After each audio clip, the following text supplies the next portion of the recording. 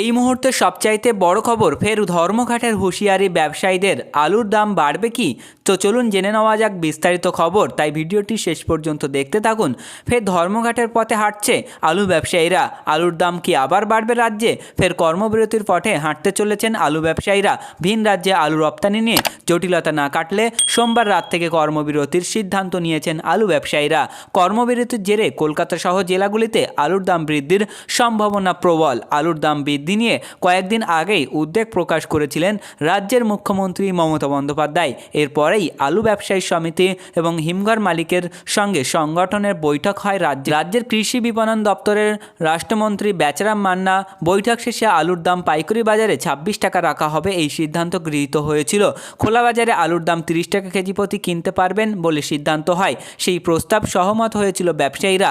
গত কয়েকদিন রাজ্যের কয়েকটি বর্ডারে ব্যবসায়ীদের আলু বোঝাই গাড়ি আটকে দেওয়ার অভিযোগ ওঠে। এরপরেই ব্যবসায়ীরা বৈঠক করে জানান, পাইকারি বাজারে আলুর দাম 26 টাকা থাকা সত্ত্বেও অন্যায়ভাবে ভিন রাজ্যে যাওয়া তাদের আলু বোঝাই ট্রাক আটকে দেওয়া হচ্ছে। এ ব্যাপারে সংশ্লিষ্ট সরকারি দপ্তরের অভিযোগ জানিয়েও কোনো সুরাহা হয়নি। শনিবার হুগলির তারকেশ্বর পশ্চিমবঙ্গ প্রগতিশীল ব্যবসায়ীদের সাথে হিমঘর মালিকদের একটি বৈঠক হয়। বৈঠক শেষে পশ্চিমবঙ্গের প্রগতিশীল আলু ব্যবসায়ী সমিতির রাজ্য সম্পাদক লালু মুখোপাধ্যায় বলেন, বাইরের রাজ্যে আলু যাওয়া এখনও স্বাভাবিক হয়নি। সীমান্তে গাড়ি আটকে রাখা হয়েছে।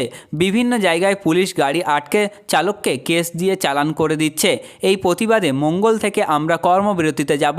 বাজারে আলু সরবরাহের কাজ ব্যবসায়ীরা বন্ধ রাখবে। সোমবার রাত থেকেই রাজ্যের কোনো হিমঘর থেকে আলু নামানো হবে না। প্রতিবেদন লেখা পর্যন্ত রাজ্যের কৃষি বিপণন দপ্তরের রাষ্ট্রমন্ত্রী বেচারাম মান্না কোনো প্রতিক্রিয়া দেননি। আলু ব্যবসায়ীরা ধর্মঘাট করলে আলুর দাম ফের বৃদ্ধি পাবে বলেই মনে করা হচ্ছে। এক আলু ব্যবসায়ী বলেন, 26 টাকা পাইকারি দাম নির্ধারিত হয়েছিল, কিন্তু ধর্মঘাট হলে বাজারে আলুর সংকট দেখা দিতে পারে, দাম তো বাড়বেই। অন্যদিকে হিমঘর থেকে বেরোনো আলু কিনে নিক রাজ্য সরকার। চাপে পড়ে পাল্টা কৌশল ব্যবসায়ীদের। রাজ্য সরকার যদি আলু কিনে নেয় তাহলে সেটা ন্যায্য মূল্যে কিনবে। ব্যবসায়ীদের দাবি অনুযায়ী দাম নাও মিলতে পারে। ভিন রাজ্যে রপ্তানি করে যে মোটা টাকা মুনাফা করা হচ্ছিল সেটা মিলবে না।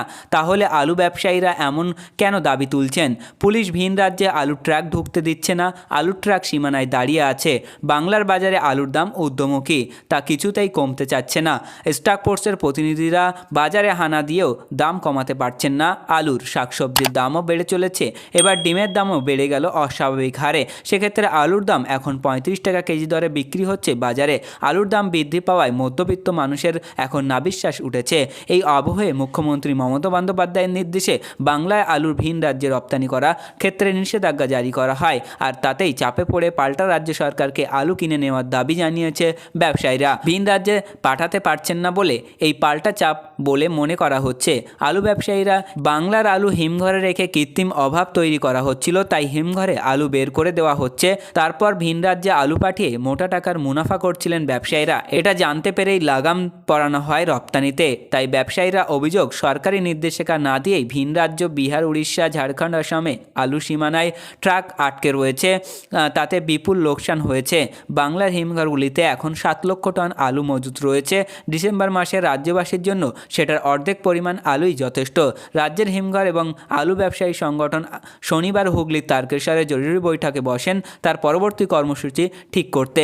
সরকার যদি আলু কিনে নেয় তাহলে সেটা ন্যায্য মূল্যে কিনবে।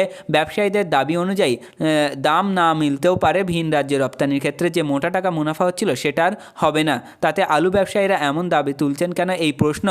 এই বিষয়ে আলু ব্যবসায়ী রাজ্য সমিতির সম্পাদক লালু মুখোপাধ্যায় বলেন, ভিন রাজ্যের সঙ্গে ব্যবসায়িক চুক্তি রয়েছে। আলু পাঠাতে না দিলে রাজ্য সরকার সমস্ত আলু কিনে নিক। এখন হিমঘর থেকে জ্যোতি আলু বার হচ্ছে 26 থেকে 27 টাকা এবং চন্দ্রমুখী 28 থেকে 30 টাকায়। প্রিয় ভিউয়ার্স, এই ছিল আজকের গুরুত্বপূর্ণ খবর। পরবর্তী এ ধরনের আলু সম্পর্কিত গুরুত্বপূর্ণ খবরগুলি জানতে আমাদের চ্যানেলটিকে সাবস্ক্রাইব করে রাখুন, পাশে থাকা ঘন্টাটি বাজিয়ে রাখুন এবং ভিডিওটি আপনার ফেসবুকের মাধ্যমে বন্ধুদের কাছে শেয়ার করে দিতে পারেন।